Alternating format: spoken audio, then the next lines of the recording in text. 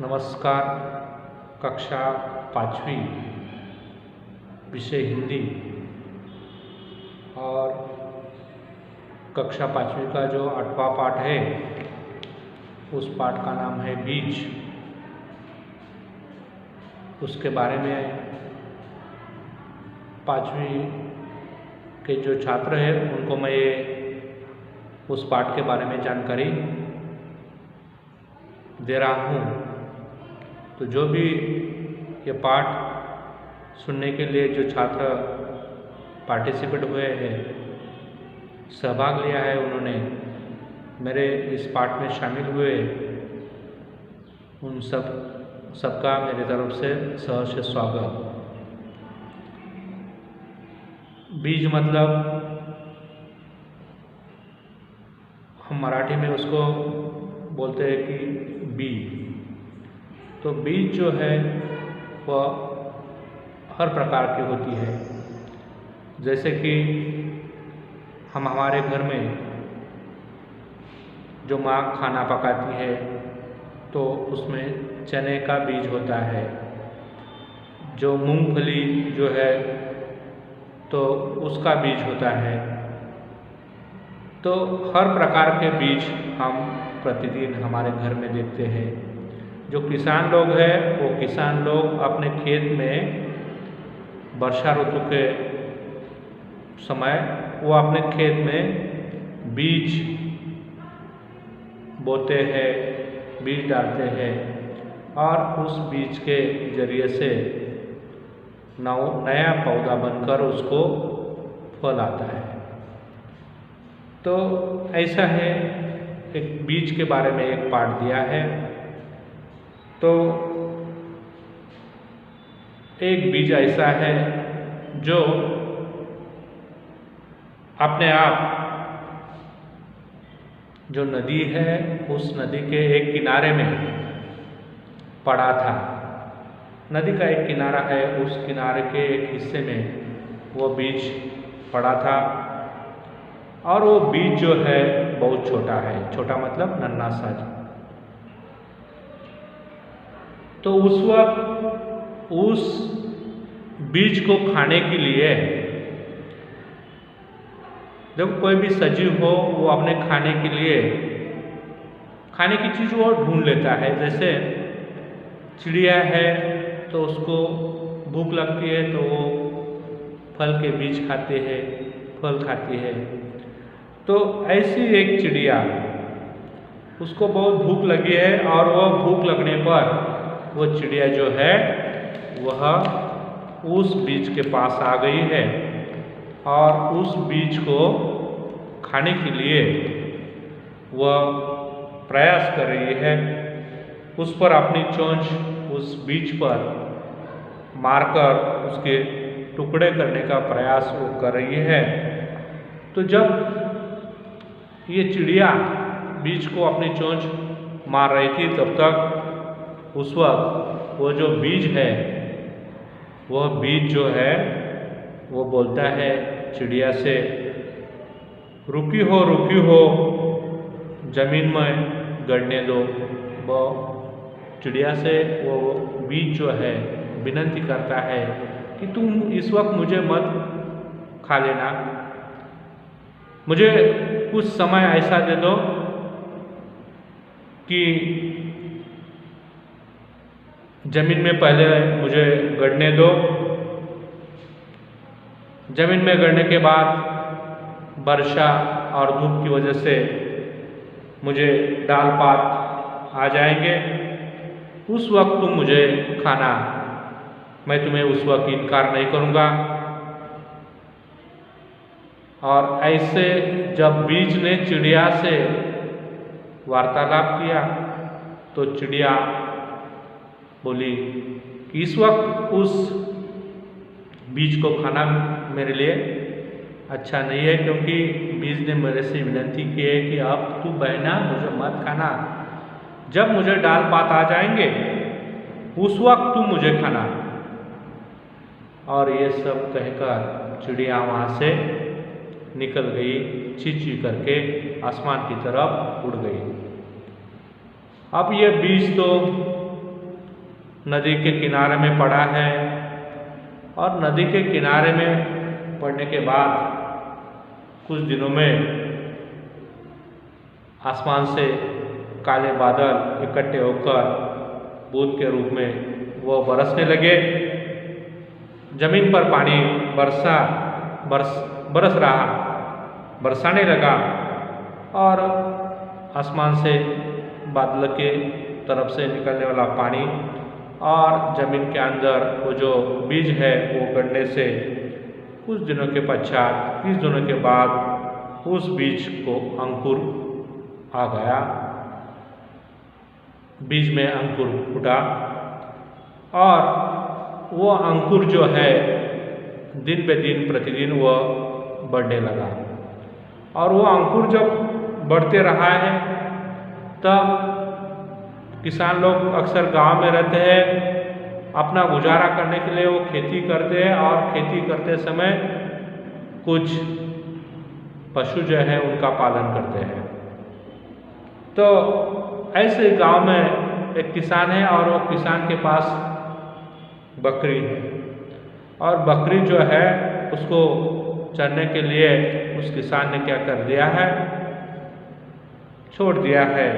तो यह बीज जो है नदी के किनारे में वह बड़ा होने पर बकरी उसको देखने पर बकरी उधर फौरन दौड़कर आ जाती है और उसको खाने के लिए तैयार हो जाती है। और बकरी आने पर उस बकरी का मुंह उसे खाने के लिए उसके मुंह में पानी आ गया, वो उसे खाने लगी। तब वो जो अंकुर है उसको दूसरा एक शब्द है कोम्पल आया है, कोम्पल मतलब अंकुर। तो वो बोलता है, बकरी से बोलता है, विनती करता है, रुकी हो, जड़ को गहरे जाने दो। मेरी जो रूट है, रूट मतलब इन मराठी में हम उसको क्या बोलते हैं, जमीन के अंदर जाने वाले उस पेड़ को, मतलब जमीन में से खाद तथा पानी जिसकी वजह से उसके मतलब ऊपर वाले हिस्से को, जमीन के ऊपर जो स्टेम रहता है, तो उसको मतलब उसको मराठी में मूल कहते हैं, रूट। तो वो जो जड़ है वो उसको गहरे जाने दो, पानी खाद खाने दो, तब तुम मुझे खा लेना। वो कोम्पल, वो अंकुर बकरी से बोलता है। बकरी यह सुनकर, बकरी का आवाज़ आपको पता है, बकरी क्या करती है, उसको भूख लगती है तो मेमे करती है और वो मेमे करके वहाँ से चली गई। बकरी को जो उस कोम्पल ने, अंकुर ने जो कहा वो बकरी को पसंद आया और बकरी वहाँ से निकल गई। देखो पाठ में पहला दिया है कि वो बीज था, बीज के बाद उसको धूप पानी मिलने पर, जमीन के अंदर गड़ने पर उसको कोम्पल आया है, अंकुर आया है और वो धीरे धीरे बढ़ते जा रहा है। तब उसको खाने के लिए नदी के किनारे में जो बकरी आई, वो बकरी उसको खाने के लिए उसके मुंह में पानी भर गया है, पानी आ गया, वो खाने के लिए राजी हो गई। लेकिन उस वक्त भी वो कोम्पल अंकुर उसको बोलता है कि तुम है ना, तू अब मुझे मत खाना, जब मेरे जड़ जो है मूल, वो जब जमीन के अंदर और गहरे जाने पर, जब वो ऊपर आ जाएंगे, मैं थोड़ा बड़ा बन जाऊंगा, तो उस वक्त तुम मुझे खा लेना। तो इस प्रकार वह बकरी ने उसका कहना मान लिया और वह वहाँ से मेमे करके चली गई है। अब वो पौधा धीरे धीरे बढ़ते जा रहा है और जब वो पौधा बड़ा बन गया तो समझो कि नदी के किनारे में कौन कौन से प्राणी आ गए।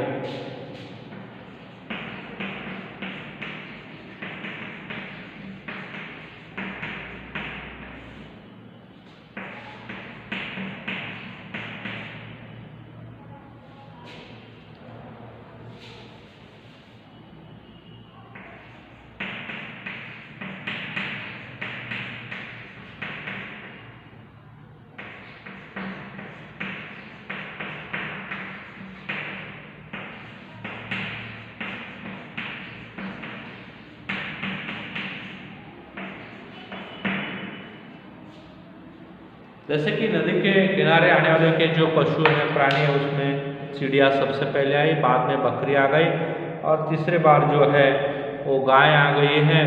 और गाय आने पर वो जो पौधा जो है वो बोलता है, रुकी हो डाल पात होने दो, पानी खाद खाने दो, खाद मतलब खर, तुम तब मुझे खा लेना। ये सुनकर गाय, जब वो पौधा जो है पौधा उस गाय से बात करता है तो वो गाय को भी वो उसकी बात समझ में आ गई और वो वहाँ से रंबाती हुई वह वापस निकल गई। और वो जो पहला बीज है उसके बाद उसको कोंपल आ गया, अंकुर आ गया, उस अंकुर का एक छोटा पौधा बन गया और छोटा पौधा बनने पर गाय आती है, गाय उसको खाने के लिए चली जाती है। तो वो जो पौधा है वो उससे कहता है कि इस वक्त तुम मुझे मत खाना, जब मैं थोड़ा इससे और बड़ा बन जाऊंगा तब तुम यहाँ आकर मुझे खा लेना। तो इसकी जो मतलब पौधे की बात वो गाय ने मान ली है, वो वहाँ से चली गई है। और कई दिन निकल गए, कुछ दिन बीत गए, उसकी उस पौधे की डालें बड़ी बड़ी हो गई। फिर वहाँ पर एक दिन चिड़िया, बकरी, गाय तीनों को एक साथ आए और वो एक दूसरे से बात करते हैं। चिड़िया बोलती है, अरे यहाँ तक बीज गिरा हुआ था। उसके साथ बकरी आती है, यहाँ से एक कोंपल था। उसके बाद गाय आती है, बोलती है कि यहाँ एक पौधा था, वो कहाँ निकल गया। तो एक दूसरे से पूछते हैं, तभी वो पेड़ अपने आप स्वयं बात करता है कि मैं हूँ एक बीज हूँ, मैं ही वही अंकुर हूँ, मैं ही एक पौधा है, मैं ही एक पेड़ हूँ, अब मैं तुम सबके काम आ सकता हूँ। मतलब ये पेड़ जो है अब ना ही बीज रह गया है, ना कोंपल मतलब एक छोटा सा अंकुर रह गया है, ना एक पौधा रह गया है, ना ही तो एक बहुत बड़ा पेड़ बन गया है। और वो बोलता है, वो जो बीज है वो बोलता है पेड़ के रूप में, मैं अब तुम्हारे सबके काम आ सकता हूँ। ये सुनकर सभी खुश हो गए, क्योंकि उस पेड़ को फल आए थे, बहुत सारे फल आए थे। चिड़िया को वो फल खाने के लिए मिले, उसके साथ बकरी है, गाय है, उसको उसकी छाँव मिल गई। तो जैसे कि देखो, जो ईमानदार या अच्छे लोग होते हैं उनको हमेशा अच्छा फल मिल जाता है। तो इस प्रकार इस कहानी पर पन्ना क्रमांक 37 पर आपको कुछ सवाल दिए हैं, जो निम्नलिखित वाक्यों को क्रमबद्ध रूप में लिखना है। तो उसमें जो पानी और धूप पाकर बीज में अंकुर फूटा, किसी नदी किनारे एक बीज पड़ा था, अब मैं तुम उसके काम आ सकता हूँ, उसकी डालें बड़ी बड़ी हो गई। तो इसमें जो वाक्य दिए हैं उनको क्रमबद्ध रूप में लिखना है। तो पहला वाक्य जो है ख वर्णाक्षर है वो पहला है, उसके बाद क वर्णाक्षर है वो दूसरा वाक्य है, और तीसरा वाक्य जो है उसकी डाले डाले बड़ी हो गई, और चौथा वाक्य ग क्रमांक का है, अब मैं तुम सबके काम आ सकता हूँ। इसको क्रमबद्ध करके लिखना है अपने कॉपी में।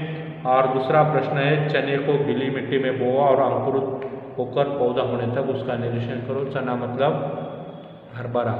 तो इस प्रकार ये आपको सवाल आपको हल करने हैं। आपने लेक्चर सुना, इसके लिए धन्यवाद।